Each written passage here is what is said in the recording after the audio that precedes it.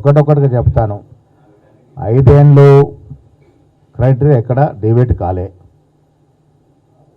ఆత్రం సుగుణ 5 ఏళ్ళు పార్టీ అంటే 5 ఏళ్ళు పార్టీలో వేరొక పార్టీకి పోయేస్తే ఆ నిబంధన లేదు. 5 ఏళ్ళు వేరే పార్టీకి పోకుండా నిరాటకంగా ఉండాలి, అది దాని అర్థం.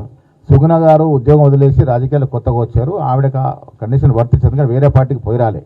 ఇవల్ల చాలామంది సీనియర్లు ఇలా ఎమ్మెల్యే శ్రీశైలం గౌడ్ కావచ్చు, రాజేష్ రెడ్డి ఎమ్మెల్యే కావచ్చు, వీళ్ళందరూ కూడా వాళ్ళని చేయాలని చాలామంది ప్రపోజ్ చేసిన 5 ఏళ్ళ కండిషన్ వర్తించింది కాబట్టి చాలామందికి రాలేదు.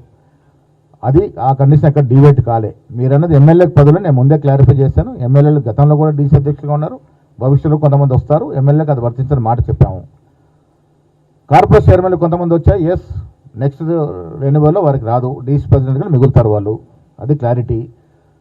ఇంకోటి అడిగింది మీరు 5 ఏళ్ళు ఉన్నోళ్ళు కాదు, 2.5, 3 ఏళ్ళు, 4 ఏళ్ళు ఎవరితో 5 ఏళ్ళు కంప్లీట్గా టెన్యూర్ కంప్లీట్ చేస్తే వాళ్ళని మార్చడం జరిగింది. 3.5, 4 ఏళ్ళు చేసిన వాళ్ళకి 3 ఏళ్ళకు పైబడితేనే మార్చాము, 3 ఏళ్ళ లోపల వాళ్ళకి మార్చడం జరగలేదు. తర్వాత నల్గొండ డీసీసీ అధ్యక్షుడు కోమటిరెడ్డి గారిని కలిసినారు, వివరణ ఇచ్చినారు. అది 3 ఏళ్ల క్రితం మాట్లాడినటువంటి వీడియో, అది ఆనాడు ఎన్నికలు జరుగుతున్న తరుణంలో మాట్లాడిన వీడియో, అది మాట్లాడడం తప్పు.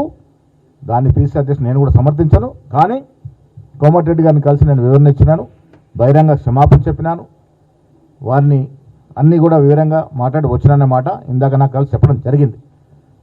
ఆయన మాట్లాడిన తీరును నేను కూడా సమర్థించను.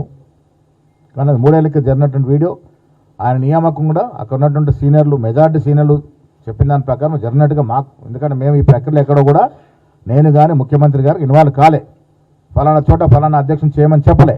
ఇవన్నీ కూడా అబ్జర్వ్ తీసుకున్నటువంటి ఇన్ఫర్మేషన్ ప్రకారమే నియామక ప్రక్రియ వేసి చేపట్టింది.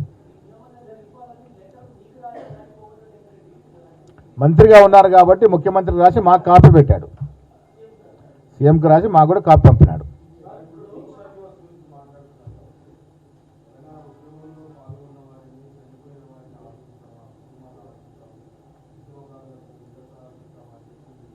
%100% ఇస్తా ఉన్నాం, మిగిలిన కూడా ఇస్తాం.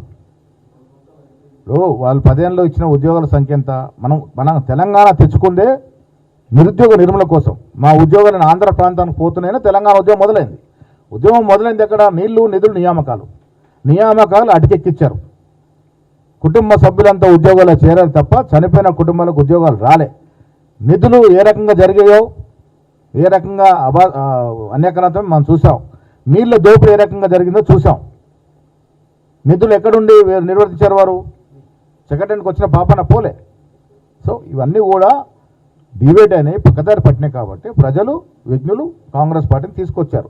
10 ఏళ్ల తర్వాత అయినా ఇచ్చిన పార్టీ కాంగ్రెస్ కాబట్టి జాగ్రత్తగా చూసుకునే ఉద్దేశంతో మమ్మల్ని గెలిపించడం జరిగింది. ఆనాడు ప్రజాదరణ ఉన్నటువంటి నాయకుడు రేవంత్ రెడ్డి ముఖ్యమంత్రి అయ్యారు. ఈ 2 ఏళ్లుగా మేము ఇచ్చినటువంటి సంక్షేమం కానీ అభివృద్ధి కానీ, వాళ్ళు 10 ఏళ్ళలో 1:5 10 ఏళ్ళు వాళ్ళు ఇచ్చిన సంక్షేమం కానీ అభివృద్ధి మీద చర్చకు ఎవరు వస్తారంటే వారికి వెల్కమ్. చర్చ పెట్టుకుందాము, చర్చకు సిద్ధం.